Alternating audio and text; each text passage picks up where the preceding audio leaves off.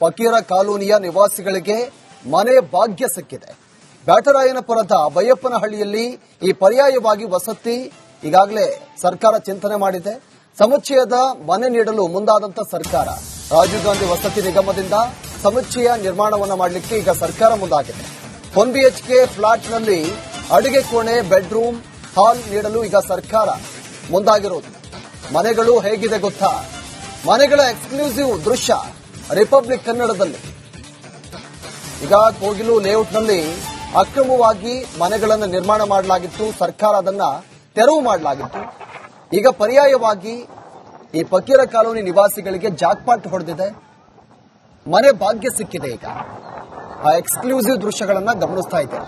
ಬೈಯಪ್ಪನಹಳ್ಳಿಯಲ್ಲಿ ಪರ್ಯಾಯವಾಗಿ ವಸತಿಯನ್ನ ಕಲ್ಪಿಸಲಾಗಿದೆ. ಅಕ್ರಮವಾಸಿಗಳಿಗೆ 1 BHK flat ಅನ್ನ ಈಗಾಗಲೇ ರೆಡಿಯಾಗಿದೆ. ಸರ್ಕಾರ ಪರ್ಯಾಯವಾಗಿ ಅವರಿಗೆ ಕೊಡಲಿಕ್ಕೆ ಈಗ ಮುಂದಾಗಿದೆ. ದೊಡ್ಡ ಮಟ್ಟದಲ್ಲಿ ರಾಜಕೀಯ ಜಟಾಪಟಿಗೂ ಕೂಡ ಕಾರಣವಾಗಿತ್ತು. ಸಿಎಂ ಸಿದ್ದರಾಮಯ್ಯ ಅವರು ಕೂಡ ಪ್ರೆಸ್ ಮೀಟ್ ಅಲ್ಲಿ ಹೇಳಿದ್ರು, ಪರ್ಯಾಯವಾಗಿ ಅವರಿಗೆ ವ್ಯವಸ್ಥೆಯನ್ನು ಮಾಡಿಕೊಡ್ತೀವಿ ಅಂತ. ಈಗ ಈ ಅಕ್ರಮವಾಗಿ ಮನೆಯನ್ನ ನಿರ್ಮಾಣ ಮಾಡಿದ್ರು, ಅಲ್ಲಿ ಏನು ವಾಸವನ್ನ ಮಾಡ್ತಾ ಇದ್ರಲ್ಲ, ಅವರಿಗೆ ಈಗ ಪರ್ಯಾಯವಾಗಿ ಬೇರೆ ಕಡೆ ಫ್ಲಾಟ್ ವ್ಯವಸ್ಥೆಯನ್ನು ಕೂಡ ಮಾಡಲಾಗಿದೆ.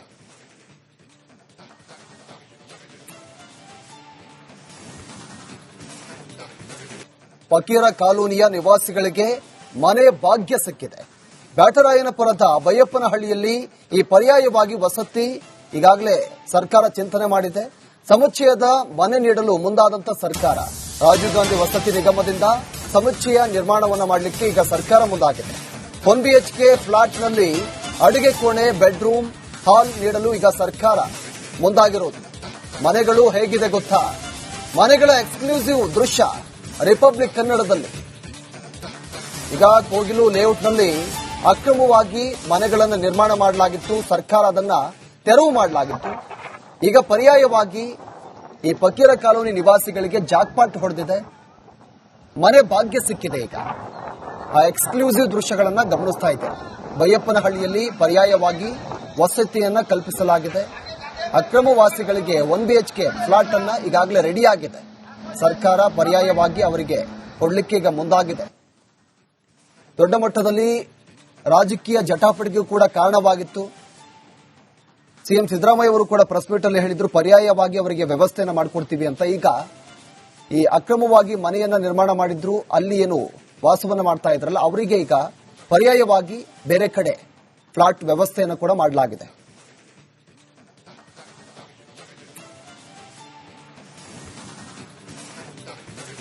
ಫಕೀರ ಕಾಲೋನಿಯ ನಿವಾಸಿಗಳಿಗೆ ಮನೆ ಭಾಗ್ಯ ಸಿಕ್ಕಿದೆ. ಬ್ಯಾಟರಾಯನಪುರದ ಬೈಯಪ್ಪನಹಳ್ಳಿಯಲ್ಲಿ ಈ ಪರ್ಯಾಯವಾಗಿ ವಸತಿ ಈಗಾಗಲೇ ಸರ್ಕಾರ ಚಿಂತನೆ ಮಾಡಿದೆ. ಸಮುಚ್ಚಯದ ಮನೆ ನೀಡಲು ಮುಂದಾದಂತ ಸರ್ಕಾರ ರಾಜೀವ್ ಗಾಂಧಿ ವಸತಿ ನಿಗಮದಿಂದ ಸಮುಚ್ಚಯ ನಿರ್ಮಾಣವನ್ನು ಮಾಡಲಿಕ್ಕೆ ಈಗ ಸರ್ಕಾರ ಮುಂದಾಗಿದೆ. 1 BHK ಫ್ಲಾಟ್ನಲ್ಲಿ ಅಡುಗೆ ಕೋಣೆ, ಬೆಡ್ರೂಮ್, ಹಾಲ್ ನೀಡಲು ಈಗ ಸರ್ಕಾರ ಮುಂದಾಗಿರೋದು. ಮನೆಗಳು ಹೇಗಿದೆ ಗೊತ್ತಾ? ಮನೆಗಳ ಎಕ್ಸ್ಕ್ಲೂಸಿವ್ ದೃಶ್ಯ ರಿಪಬ್ಲಿಕ್ ಕನ್ನಡದಲ್ಲಿ. ಈಗ ಕೋಗಿಲು ಲೇಔಟ್ನಲ್ಲಿ ಅಕ್ರಮವಾಗಿ ಮನೆಗಳನ್ನು ನಿರ್ಮಾಣ ಮಾಡಲಾಗಿತ್ತು. ಸರ್ಕಾರ ಅದನ್ನ ತೆರವು ಮಾಡಲಾಗಿತ್ತು. ಈಗ ಪರ್ಯಾಯವಾಗಿ ಈ ಫಕೀರ ಕಾಲೋನಿ ನಿವಾಸಿಗಳಿಗೆ ಜಾಕ್ಪಾಟ್ ಹೊಡೆದಿದೆ. ಮನೆ ಭಾಗ್ಯ ಸಿಕ್ಕಿದೆ. ಈಗ ಆ ಎಕ್ಸ್ಕ್ಲೂಸಿವ್ ದೃಶ್ಯಗಳನ್ನ ಗಮನಿಸ್ತಾ ಇದ್ದೇವೆ. ಬೈಯಪ್ಪನಹಳ್ಳಿಯಲ್ಲಿ ಪರ್ಯಾಯವಾಗಿ ವಸತಿಯನ್ನ ಕಲ್ಪಿಸಲಾಗಿದೆ. ಅಕ್ರಮವಾಸಿಗಳಿಗೆ 1 BHK ಫ್ಲಾಟ್ ಅನ್ನ ಈಗಾಗಲೇ ರೆಡಿಯಾಗಿದೆ. ಸರ್ಕಾರ ಪರ್ಯಾಯವಾಗಿ ಅವರಿಗೆ ಕೊಡಲಿಕ್ಕೆ ಈಗ ಮುಂದಾಗಿದೆ. ದೊಡ್ಡ ಮಟ್ಟದಲ್ಲಿ ರಾಜಕೀಯ ಜಟಾಪಟಿಗೂ ಕೂಡ ಕಾರಣವಾಗಿತ್ತು. ಸಿಎಂ ಸಿದ್ದರಾಮಯ್ಯ ಅವರು ಕೂಡ ಪ್ರೆಸ್ ಮೀಟ್ ಅಲ್ಲಿ ಹೇಳಿದ್ರು, ಪರ್ಯಾಯವಾಗಿ ಅವರಿಗೆ ವ್ಯವಸ್ಥೆಯನ್ನು ಮಾಡಿಕೊಡ್ತೀವಿ ಅಂತ. ಈಗ ಈ ಅಕ್ರಮವಾಗಿ ಮನೆಯನ್ನ ನಿರ್ಮಾಣ ಮಾಡಿದ್ರು, ಅಲ್ಲಿ ಏನು ವಾಸವನ್ನ ಮಾಡ್ತಾ ಇದ್ರಲ್ಲ, ಅವರಿಗೆ ಈಗ ಪರ್ಯಾಯವಾಗಿ ಬೇರೆ ಕಡೆ ಫ್ಲಾಟ್ ವ್ಯವಸ್ಥೆಯನ್ನು ಕೂಡ ಮಾಡಲಾಗಿದೆ.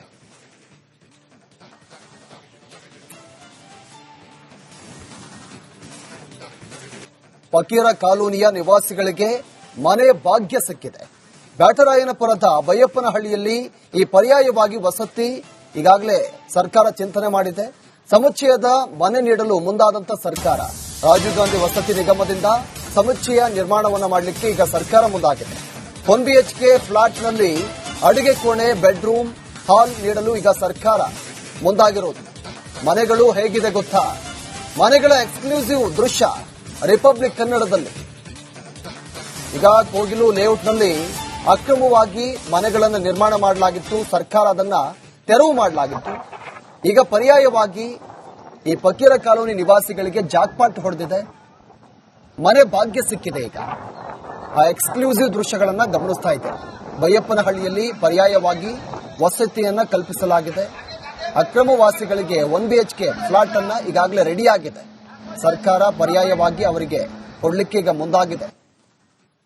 ದೊಡ್ಡ ಮಟ್ಟದಲ್ಲಿ ರಾಜಕೀಯ ಜಟಾಪಟಿಗೂ ಕೂಡ ಕಾರಣವಾಗಿತ್ತು.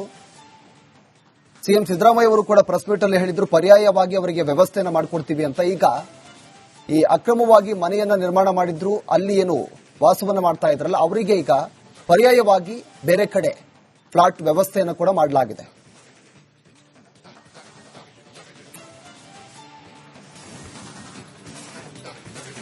ಫಕೀರ ಕಾಲೋನಿಯ ನಿವಾಸಿಗಳಿಗೆ ಮನೆ ಭಾಗ್ಯ ಸಿಕ್ಕಿದೆ. ಬ್ಯಾಟರಾಯನಪುರದ ಬೈಯಪ್ಪನಹಳ್ಳಿಯಲ್ಲಿ ಈ ಪರ್ಯಾಯವಾಗಿ ವಸತಿ ಈಗಾಗಲೇ ಸರ್ಕಾರ ಚಿಂತನೆ ಮಾಡಿದೆ. ಸಮುಚ್ಚಯದ ಮನೆ ನೀಡಲು ಮುಂದಾದಂತ ಸರ್ಕಾರ ರಾಜೀವ್ ಗಾಂಧಿ ವಸತಿ ನಿಗಮದಿಂದ ಸಮುಚ್ಚಯ ನಿರ್ಮಾಣವನ್ನು ಮಾಡಲಿಕ್ಕೆ ಈಗ ಸರ್ಕಾರ ಮುಂದಾಗಿದೆ. 1 BHK ಫ್ಲಾಟ್ನಲ್ಲಿ ಅಡುಗೆ ಕೋಣೆ, ಬೆಡ್ರೂಮ್, ಹಾಲ್ ನೀಡಲು ಈಗ ಸರ್ಕಾರ ಮುಂದಾಗಿರೋದು. ಮನೆಗಳು ಹೇಗಿದೆ ಗೊತ್ತಾ? ಮನೆಗಳ ಎಕ್ಸ್ಕ್ಲೂಸಿವ್ ದೃಶ್ಯ ರಿಪಬ್ಲಿಕ್ ಕನ್ನಡದಲ್ಲಿ. ಈಗ ಕೋಗಿಲು ಲೇಔಟ್ನಲ್ಲಿ ಅಕ್ರಮವಾಗಿ ಮನೆಗಳನ್ನು ನಿರ್ಮಾಣ ಮಾಡಲಾಗಿತ್ತು. ಸರ್ಕಾರ ಅದನ್ನ ತೆರವು ಮಾಡಲಾಗಿತ್ತು. ಈಗ ಪರ್ಯಾಯವಾಗಿ ಈ ಫಕೀರ ಕಾಲೋನಿ ನಿವಾಸಿಗಳಿಗೆ ಜಾಕ್ಪಾಟ್ ಹೊಡೆದಿದೆ. ಮನೆ ಭಾಗ್ಯ ಸಿಕ್ಕಿದೆ. ಈಗ ಆ ಎಕ್ಸ್ಕ್ಲೂಸಿವ್ ದೃಶ್ಯಗಳನ್ನ ಗಮನಿಸ್ತಾ ಇದ್ದೇವೆ. ಬೈಯಪ್ಪನಹಳ್ಳಿಯಲ್ಲಿ ಪರ್ಯಾಯವಾಗಿ ವಸತಿಯನ್ನ ಕಲ್ಪಿಸಲಾಗಿದೆ. ಅಕ್ರಮವಾಸಿಗಳಿಗೆ 1 BHK ಫ್ಲಾಟ್ ಅನ್ನ ಈಗಾಗಲೇ ರೆಡಿ ಆಗಿದೆ. ಸರ್ಕಾರ ಪರ್ಯಾಯವಾಗಿ ಅವರಿಗೆ ಕೊಡಲಿಕ್ಕೆ ಈಗ ಮುಂದಾಗಿದೆ. ದೊಡ್ಡ ಮಟ್ಟದಲ್ಲಿ ರಾಜಕೀಯ ಜಟಾಪಟಿಗೂ ಕೂಡ ಕಾರಣವಾಗಿತ್ತು. ಸಿಎಂ ಸಿದ್ದರಾಮಯ್ಯ ಅವರು ಕೂಡ ಪ್ರೆಸ್ ಮೀಟ್ ಅಲ್ಲಿ ಹೇಳಿದ್ರು, ಪರ್ಯಾಯವಾಗಿ ಅವರಿಗೆ ವ್ಯವಸ್ಥೆಯನ್ನ ಮಾಡಿಕೊಡ್ತೀವಿ ಅಂತ. ಈಗ ಈ ಅಕ್ರಮವಾಗಿ ಮನೆಯನ್ನ ನಿರ್ಮಾಣ ಮಾಡಿದ್ರು, ಅಲ್ಲಿ ಏನು ವಾಸವನ್ನ ಮಾಡ್ತಾ ಇದ್ರಲ್ಲ, ಅವರಿಗೆ ಈಗ ಪರ್ಯಾಯವಾಗಿ ಬೇರೆ ಕಡೆ ಫ್ಲಾಟ್ ವ್ಯವಸ್ಥೆಯನ್ನು ಕೂಡ ಮಾಡಲಾಗಿದೆ.